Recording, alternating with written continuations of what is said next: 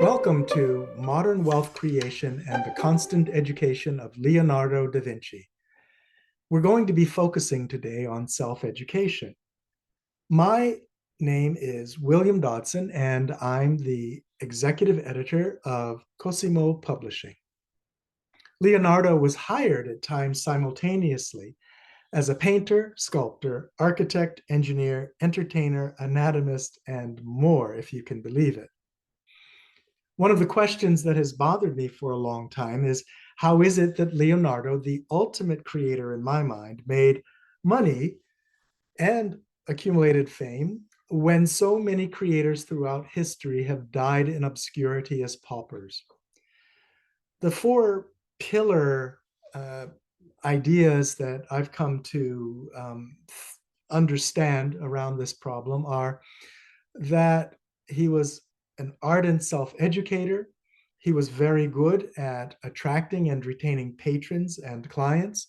He knew how to diversify his works, and his personal branding, as history can show, was beyond amazing. Some of the subtopics in this particular education micro course is that he was big on self-educating, that he was also a major collaborator with other artists.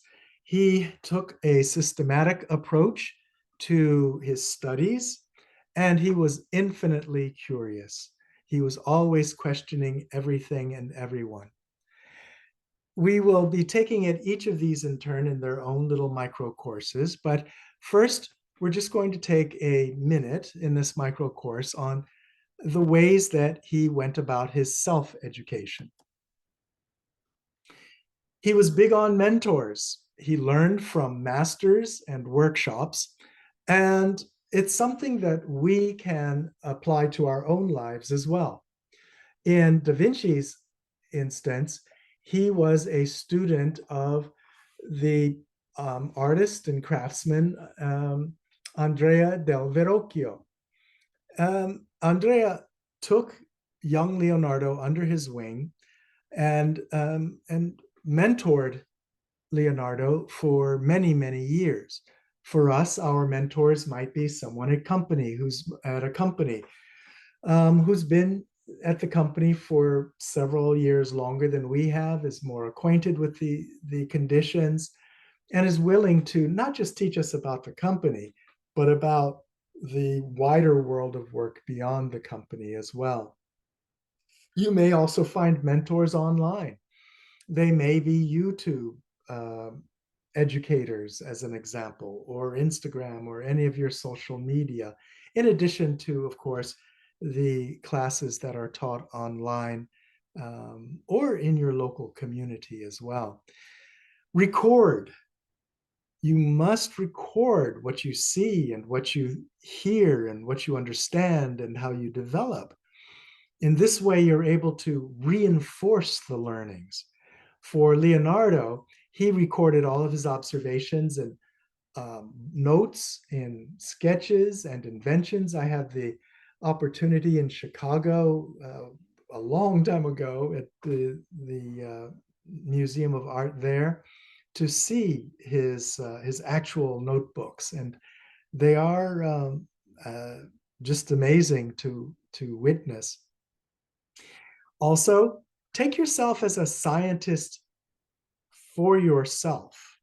Put yourself under the microscope. That doesn't mean to be self-critical, but what it means is to look at yourself in the same way as though you would be walking through nature.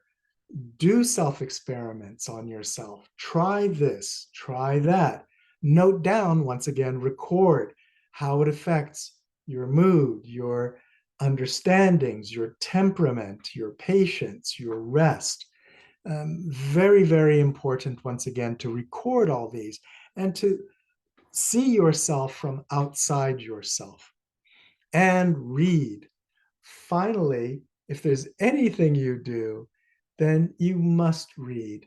In Leonardo's case, he was big on reading the ancient texts that he was able to get a hold of, especially around anatomy and the understanding of the humors and the like, as they used to call it in ancient Greece. And for yourself, it doesn't always necessarily have to be self-help books. It could be novels. It could be biographies. That's a tremendous way to learn about what aspects of yourself that you would like to further develop, exaggerate. Biographies are very amazing.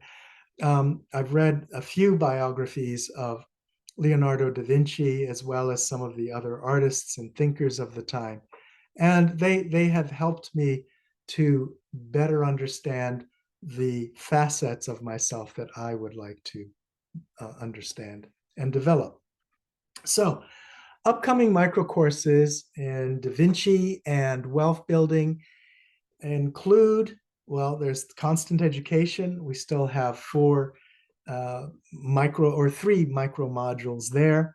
We have an upcoming course on how he was able to attract and retain patrons and clients, how he diversified his work, and the impact that diversification had on his own development, his own learning, his own ability, in fact, to attract more work as well.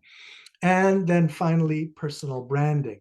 How was he able to express his own special genius? And another quote that I love from Leonardo goes, "Learning never exhausts the mind." So thanks. If you have any questions, you can send me emails at info@cosimopublishing.com or visit www.cosimopublishing.com and find a collection of my work on the Renaissance and Da Vinci and its relevance to modern success at patreon.com/Da Vinci fanboy.